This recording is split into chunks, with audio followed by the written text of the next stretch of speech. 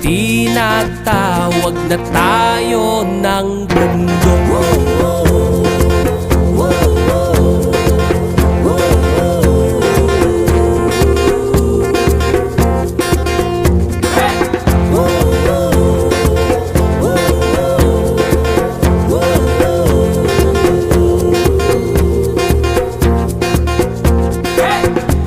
Tumakas na tayo malayo sa maraming tao, humiwalay at magtago sa maingay at malabong mundo.